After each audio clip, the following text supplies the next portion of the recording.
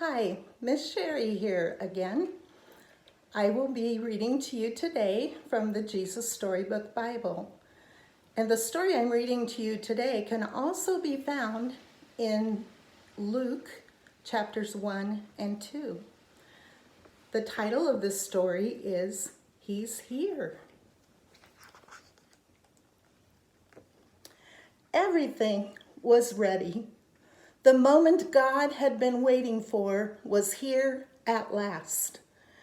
God was coming to help his people, just as he had promised in the very beginning. But how would he come? What would he be like? And what would he do? Mountains would have bowed down. Seas would have roared.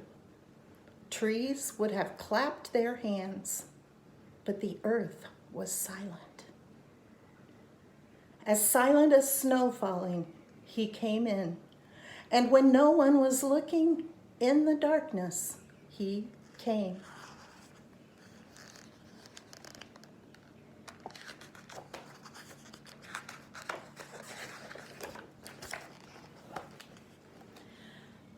There was a young girl who was engaged to a man named Joseph.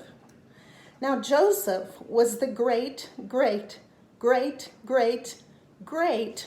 grandson of King David.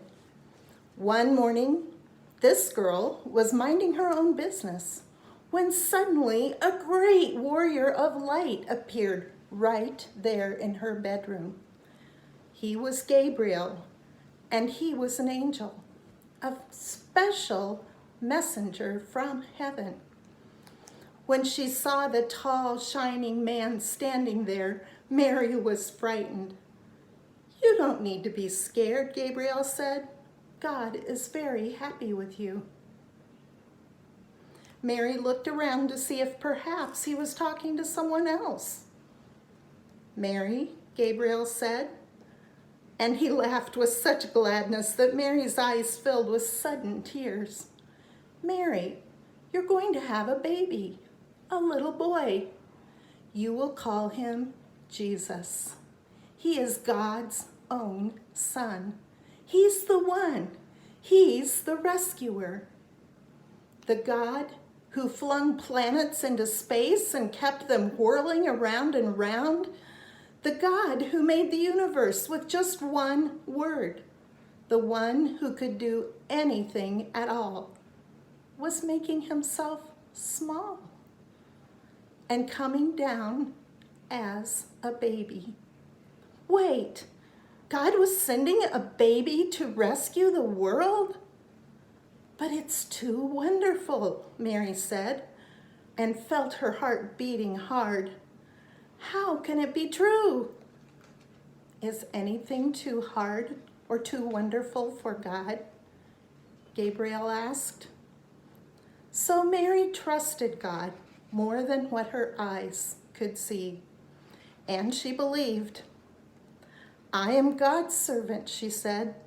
"Whatever God says, I will do."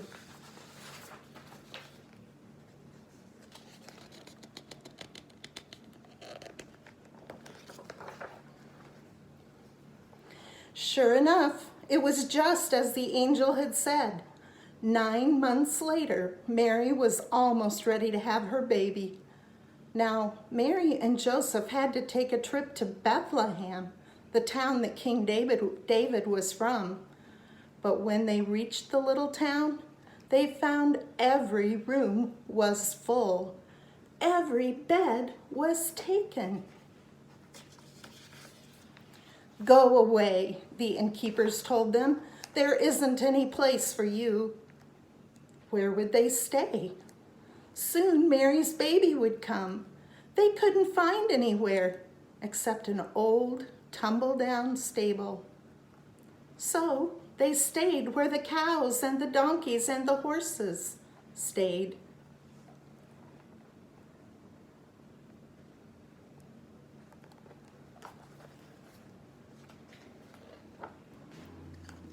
And there, in that stable, Amongst the chickens and the donkeys and the cows, in the quiet of the night, God gave the world his wonderful gift.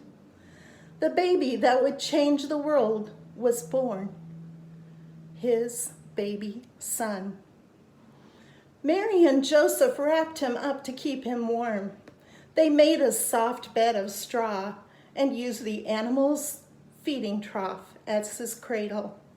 And they gazed in wonder at God's greatest gift, wrapped in swaddling clothes and lying in a manger.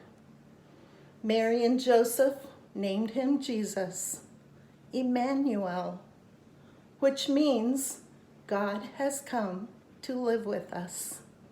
Because, of course, he had.